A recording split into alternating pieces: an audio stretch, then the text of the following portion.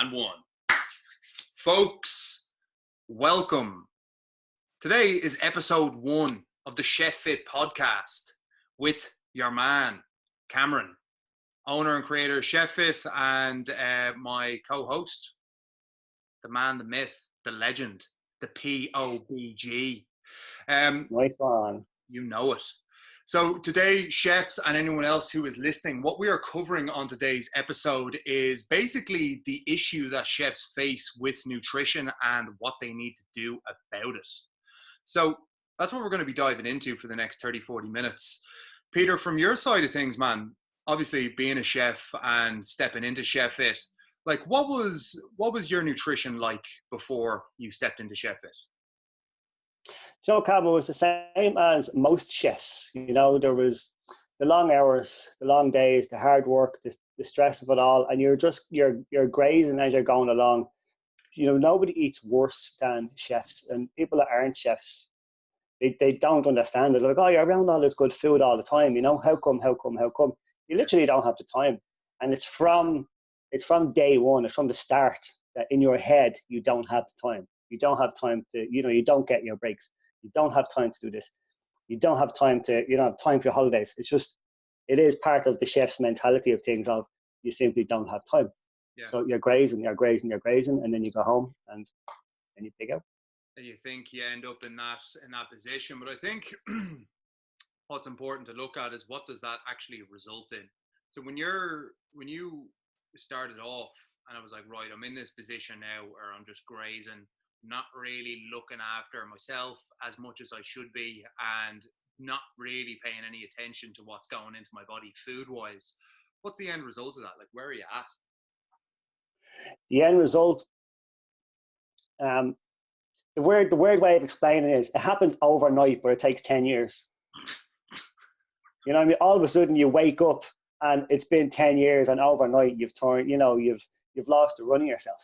What on earth have I become? Do you know? Yeah, big time. And like, I think a common thing for a lot of chefs, there's a shared issue that because of the picking, because of the grazing, and I think mainly because of the lack of structure and the fact that you don't have structure leads to eating shite after work, whether that is going home, ordering a takeaway, or binge eating on whatever. Over time, you got to look at the impact on what happens to you. So as Peter's saying there, it's like you're waking up, you look in the mirror one day and it's like overnight, it's like, oh my God, what the fuck is that? You know? And I think that is the case for a lot of chefs where the weight... 9 out of 10. You know, massively. Like the weight piles on, the energy is gone because you're so lethargic from the lack of nutrition that you're giving yourself. And when the weight is piled on, Peter, and like, you know, you've got no energy, what impact does that start to have in your life? It's detrimental. You know, it's physical and it's mental. You bring it home with you. You bring it back to work with you. You know, it's a whole thing. Like there's no good side to it. You know, it's not just the bad meals and stuff like that, but if you're working, you know, sometimes you're in a place that something simple like chips, and you grab 2 chips as you're walking past, and you go, right, end of the day, like, I might have had about 5 pasta chips. I'm not even thought about it. Every single order getting put out, and you're whipping a handful of chips in, stuffing it in the gob, and off you go. You don't even realize it. Like, no, you don't notice it. You don't think about it. It's only 2 chips. What's that? Yeah. Accumulate that times 20 over the course of a day. Yeah, and then you just think about that, like you have all that, even if that's nasty, greasy food, like, and that's sitting inside you. You know what I mean? It's not. Yeah. There's no good way. There's no good things about that. People don't browse, or people don't graze on lettuce. Simple as that. Yeah, big time. And what else about the life of a chef? You know, what did you find yourself doing, you know, when you're getting home, or what was happening outside of just picking in the kitchen? There was a lot of, there's 2 ways that chefs go about it. You see the ones that are overweight to fat, and then there are the other chefs that are raked thin. So they'd be grazing and stuff like that in work, and then it's literally Nothing. not eating. Yeah. Literally not eating outside of work. So I kind of did both, where I grazed and then pigged out when I got home. But then in the morning time, even if I was in work at say 12 or 2 or 4, you go up in the morning and you don't eat. You know, I don't have breakfast. How often do you hear that? And I don't really eat breakfast. I wait till later on, then I'll have something. Every single one of them. Yeah, of course, yeah. And you know, I didn't know that. I didn't know that was every chef until a chef that came along, and that's 20 years in the game. Yeah, big time. And when you do have, the funny thing about it is, and I suppose we'll jump on to fixing it now in a second, but you touched on that you've two different types of chefs, and I think it generally comes from the same place, Joe, where it's like some chef is skinny as a fucking rake because they'll go 3 days without eating over the weekend when you're in the fucking shit in a service. Yeah, exactly. Smoking your face off, you know, eating boxes of John Player Blue like fucking, you know, hotcakes. And then on the other side of that, then you've got the binge eaters. I think that's probably what it comes from. Do you know what I mean? And it's like you get into this emotional eating shit where you don't eat during the day, you don't eat breakfast, you survive off coffee, you're fucked at the end of a service, go home and get the old Just Eat there, and you know, Bob's your uncle and Mary's your auntie, and before you know it, you're 3 pizzas deep. Like, you got to understand. Next day. Say again. Same again the next day. Yeah. And you got to understand, lads, like any chefs that are listening to this, man or woman, the thing you've got to understand here is what you're doing right now is understandable. Do you know what I mean? It is understandable. Sure, you fucking did it. I when I was in service industry, I fucking did it. You know what I mean? And I'm qualified in fitness and nutrition, and I have an understanding of my health, and I've been an athlete my whole life. And it was a piece of piss for me to fall into that trap, you know, and I did. And the thing you got to understand is it's going to become a bigger problem unless it gets fixed. Do you understand? It's going to become a bigger problem because these patterns, like that's all this is. Picking in work, takeaway after work, it's a pattern. It's something you just fall into. So because you just fall into that, over time, it becomes more and more habitual. Like Peter said to me when I first spoke to him on the phone, when he joined Chef It, was like, I'm a habitual eater. It's literally what he said.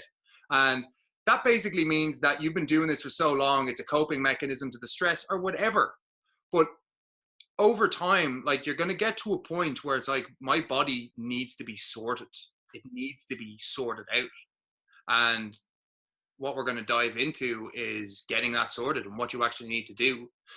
But Peter, what was your moment, man? Like, what was the moment where you went, do you know what? This has got to go.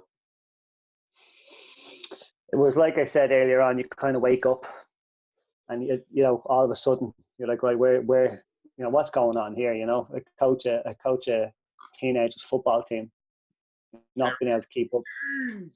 Group Honda Noor. And you've an awful time trying to keep up with them, you know. Yeah. You notice it then, you know, you especially even with pictures. That's the big thing where you look at yourself and go, Jesus Christ, state me in that picture, you know, state me in that picture, and that kind of builds up on you. And then, but then when you say, "Gee, state me in that picture," I better do something about that. A year later, you see the same picture, and you go, right, state me in that picture. I wish I looked like that now. And that's what I that's what I found out was happening with me. You see a lot of people, they have a load of before pictures in their phone with no afters.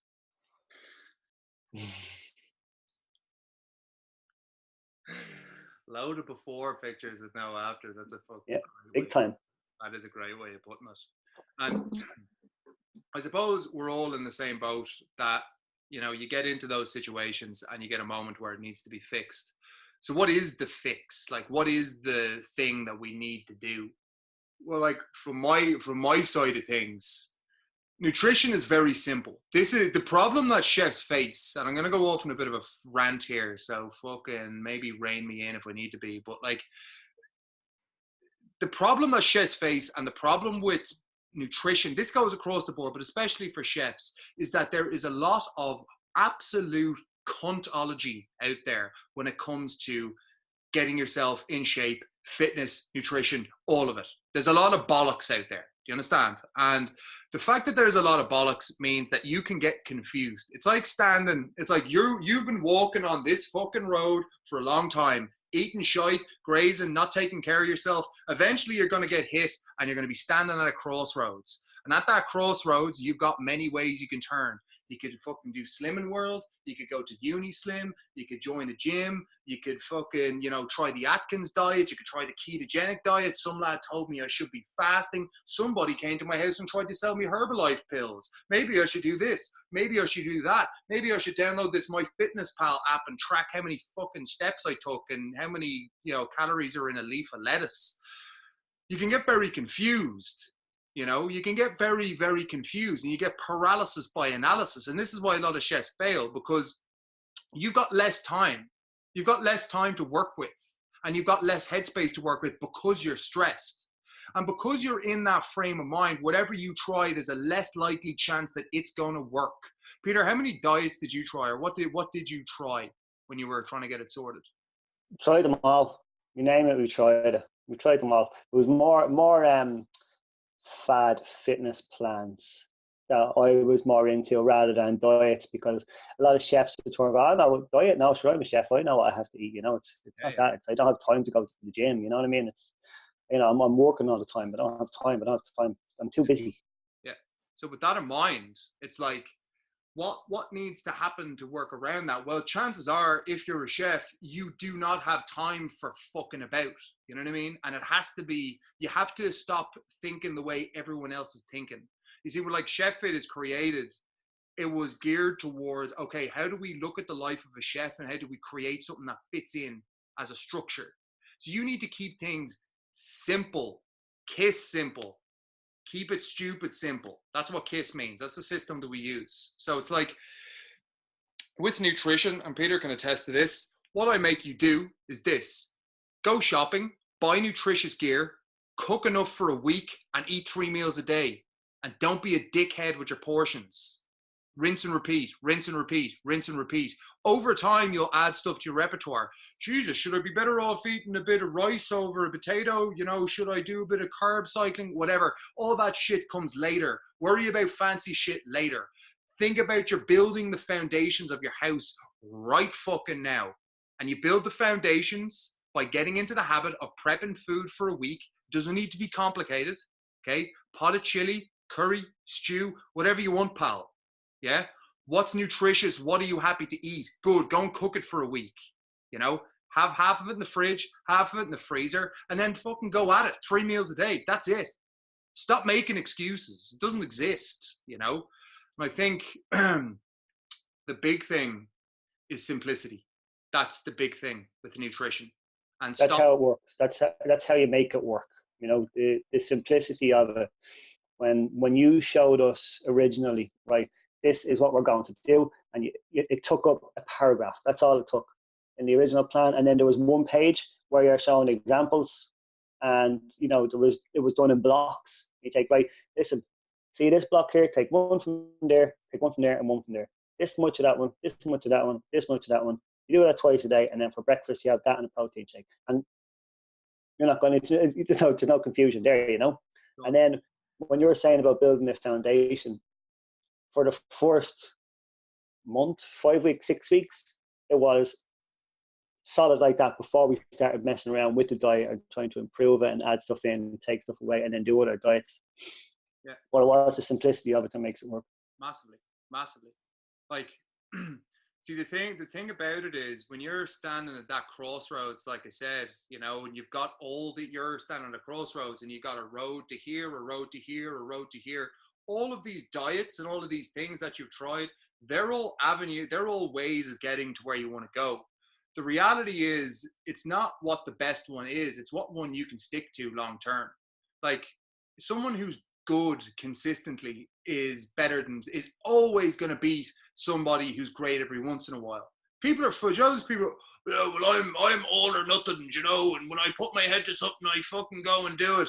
But like, you're also the same dickhead who's going to go and, try and overcomplicate things. You're going to ask, like, what's better? Should I be eating fucking quinoa or should I be eating couscous? And it's like, don't worry about the quinoa and couscous, pal. Worry about the fucking 3 donuts that you just stuffed down your face and tried to fucking, wipe off the face of the planet. Like, a rake of cans. Rake of cans. The thing that you got to We understand. didn't even talk about alcohol. We were talking about the bad habits. We didn't even. There's another can of worms. How are we doing for time there? We fucking move on to it, shall we? Keep going. Back and roll it, Matt. Back and roll it. So, key thing with nutrition, keep it simple. Yeah? Stop fucking about. Yeah? Get what you need. Cook for, I'm talking like Ramsay now for some reason. Buy the stuff that you need for a full week. So if you're cooking a pot of chili con carne, buy 2 kilos of mince, maybe a little bit of chorizo, enough beans to kill a Mexican man, and something else. You know what I mean? You cook it for the full week, half it in the fridge, half it in the freezer. There you go. That's your lunch and your dinner. Then what I get the guys to do is bacon, eggs, spinach, bit of tomato, breakfast every single morning. Grill the bacon, scramble the eggs, toss spinach in a tiny bit of olive oil, maybe a bit of balsamic. Done. Just do it over and over and over again until it starts to become a habit. That's nutrition. Like, we could talk about anything else after that for days. That's your foundation. Start doing it. Simple as. Okay. Then it really is that simple. Start. You're listening. I know chefs are listening to this and going like, oh, but what about this? And what about, stop looking for the excuse? Okay, it's not what the best thing to eat is, it's what you can sustain. So what system do you need to sustain what you're doing? So that's vitally important around nutrition, and I hope that the penny has dropped for a lot of you. Alcohol is a massive one. It's absolutely enormous, like even wine down. Let's break that down for a second. So, like, Peter, were you a big drinker back in the day? Dizzy? Do you know when do you drink much? Were you drinking last night? No, I only had 2 cans. I wasn't drinking. I only had 2 pints. No, I wasn't drinking last night. Sure, it's Tuesday. I had a pint in work, and then I had a can at home. That's it. Like, I don't drink during the week. So true. You know what I mean? 4 or 5 nights a week. That's, you know what I mean? I know. I wasn't drinking last night. Accumulates. You could probably be saying, I'm not a drinker, even though you're accumulating a heavy night's drink every week, like. Plus then your 2 heavy nights drinking. Yeah, exactly. Which would be like your Saturday. If you're not working Sunday, it's probably a Saturday night. And if you're not working Monday, it's probably a Sunday night. And the thing that you got to understand is, like, these things they start off as, it's 1 or 2, and then it turns into 3 or 4, or else it turns into an every night thing, and it turns into a ritual. Like, the damage is in the dosage, you got to ask yourself, what am I drinking every single night? Like, if you're having 1 beer, it's probably not the end of the world if that's all you're doing for the week. You know what I mean? But like, if you're having 1 beer, as Peter said there, and then you're getting into the weekend, and then you're just going balls to the wall again, or you're getting to the end of your work week and you're going balls to the wall, it's like something's got to give there. And first off, you got to talk about why that's a problem.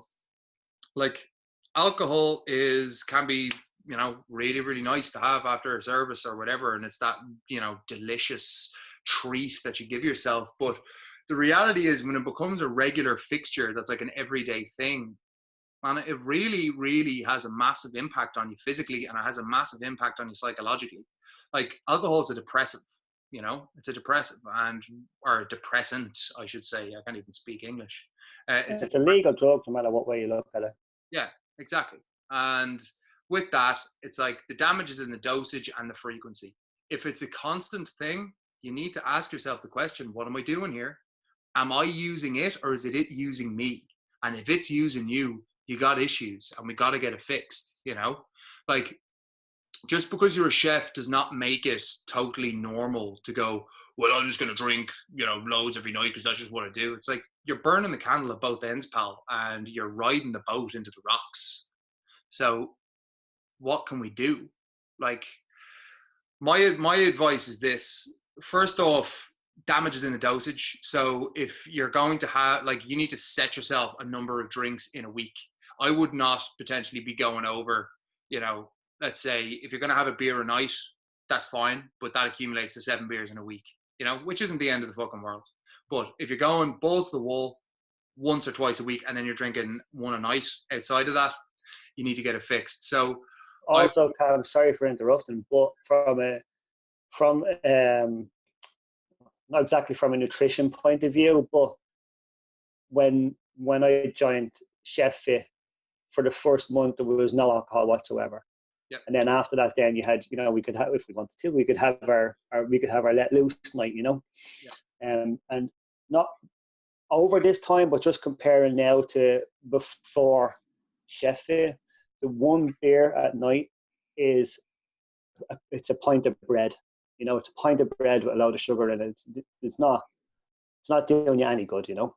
Yeah, big time. I don't think I think that one can a night, I wouldn't go back to that myself anyway, you know. Yeah, big time. So, in your point of view, then, I think, and I would agree with you here that not even from the alcohol side of things, just from what it is, you know. It's a big point of, you know. Yeah, well, if you want that, guys, like that's another thing. You gotta match, your actions have to match, you know, the goal. So if your goal is I'm sick of feeling like shite and I want to get my health on track here and I want to get my life back on track, you're gonna have to cut the booze. That's a harsh reality. Cut it to the point where you get things on track and you have full control of it.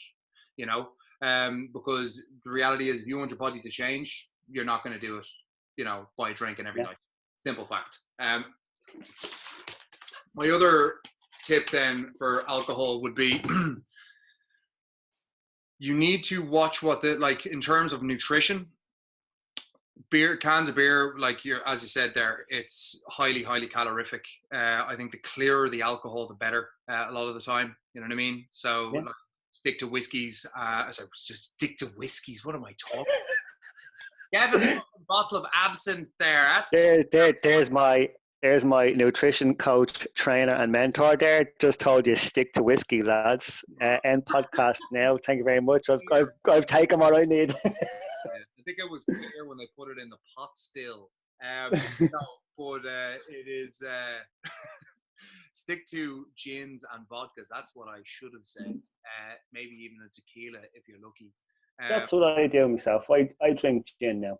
Yeah. And I started that about a year ago, maybe a little bit more than that, where I went to more or less 90% of the alcohol I drink would be gin. And let me quell this one for you. Whenever I say that to people, yeah, no, you should stay. I would stick to spirits, clearer alcohols over beer. Oh, Jesus, I couldn't do that. I'd fucking, you know, I'd be on the floor and this absolute bollocks. Listen. You didn't say drink the whole bottle, did you?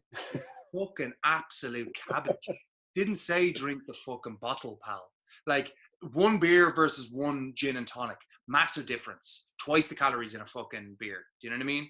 Like a vodka and, let's say it's a vodka and tonic, or it's a vodka soda. Like, again, same example. Fuck all calories in that. Pint of Guinness, close to a Big Mac. You know? It's like trade-offs. Yep. So and you're 10 times more likely to eat a fucking hot chicken roll for breakfast on your way to work in the morning if you had 2 cans the night before. Fucking right. That's another massive point that, and I suppose we'll try and bring it into the harbor with this one. It's like a circle, right? And through your eating habits and through your alcohol consumption and through your lack of exercise, you end up on this circle where you're moving around, and it's like one thing leads to the next. And it's like the lack of exercise leads to no energy and motivation. The no energy and motivation leads to picking on shit and coffees and Red Bulls. And then because you're lethargic and feeling shy from the food that you eat, that you're more likely to booze, and then you keep drinking booze, and then you wake up the next morning feeling shite because of the booze, and then you perpetuate more shite food and lack of exercise, and you keep moving on this circle and this thing over and over and over and over again. So the key thing to understand here is that if you need to change, if you understand that you're in a position now that you want to change, Chef, and it's a necessity and it must happen, you need to have a strict no mess policy in place. It's like you're going to have to cut this stuff at some point along the line, and you're going to have to take control of it, because right now chances are it's controlling you. And if you want to be a happy, fulfilled person, with a life that you can go to work, you can bang out the work, and you're not taking it home with you. You could deal with the pressure, you could deal with the hours. You've got energy on your days off. Whether that's being productive, playing with the kids, being with your spouse, whatever it is. If you want that, somewhere along the line, you are going to have to double down on doing the work and getting rid of the things that are destructively destroying you. I'm not saying get rid of them forever. I'm not saying you can't have a takeaway ever again in your life or have a couple of drinks or whatever it is. But as Peter said, he didn't do this shit for at least 4 to 6 weeks before stepping into Chef Fit. Do you understand? He didn't do it for at least 4 to 6 weeks. So after that, he has full control, and now he might have it. No, I earned it. I earned it now. Yeah, exactly. Simple as that. Yeah, work your bollocks off and you get it. Yeah, of course, no problem. And then I'm not, having a beer during the week is not illegal by any stretch. You know what I mean? If I need to, like, if I feel like if there's something on, or if I'm somewhere and if I've earned it, I'll have it. Or if I haven't earned it, I won't go near it, because I have this drive to earn something like that. Rather than thinking, right, what time is it? Oh, I'm gonna have a drink now because I don't have to do anything.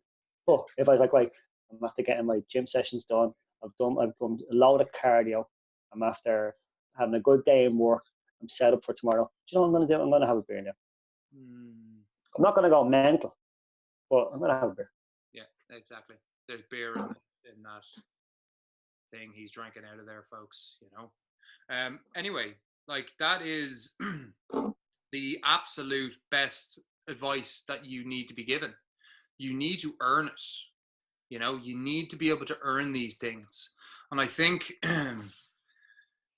the fact is that all these little things that are indulgences in your life right now are, a lot of them aren't earned. And that's why there isn't this tremendous amount of joy in what you're doing. Like, I'm sure when Peter gets to his Friday night and he's trained his arse off the entire fucking week, that a couple of gin and tonics taste pretty fucking sweet on a Friday night, when he is off and he gets that time, because he has put in the work to get there.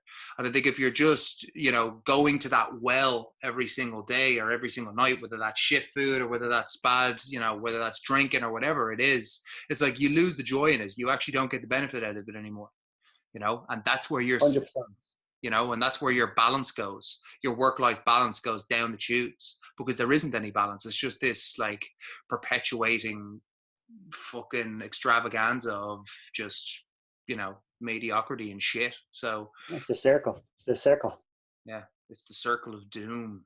Yeah, that is pretty much, I think, everything covered. Petey, is there anything that we haven't jumped onto, man, that we need to go through? Nothing that's going to take another hour. That's for sure. Nothing that won't take another hour. Another time, another day. Folks, chefs, if you are out there and you are looking to make a change in your life, obviously, I would encourage you to start doing it. Because if you don't start doing it, it's going to impact you and it's going to impact the people around you long term. And I mean that. And that might sound harsh, but the reality is I've had so many chefs in the past while, guys whether they've been getting emails from me, whether they've been watching the videos, whether they're listening, hopefully they're listening to this podcast. And it's like something along the line was a harsh truth that rang true with them. Nothing we're saying here is designed to hurt your feelings. But if something strikes a nerve, chances are it's probably true. All we're here to do is make sure that you get better. So if you want to make a change, I encourage fucking doing it. And if you really want to step it up a gear, obviously you can attempt to join the Chef Fit Elite, or you can apply to join the Chef Fit Elite, and you can take that journey to the next level. I know the chefs out there that are going to hear this. They're going to think the same thing that I thought when I first heard you was, is he standing behind me taking notes on what the fuck's going on in my life here? Do you know what I mean? There are people, yeah. You're deep into my soul. Scrounging around for people. No. Yeah, 100%. I've been there and I've done my research. Folks, that is episode 1 of the Chef Fit podcast. With that in mind, make sure that you stay tuned for more episodes wherever you may find us. And with that in mind, Peter, anything to leave us with? Salute and salam. Yeah, be good. Peeps, stay safe. All the best. Cheers.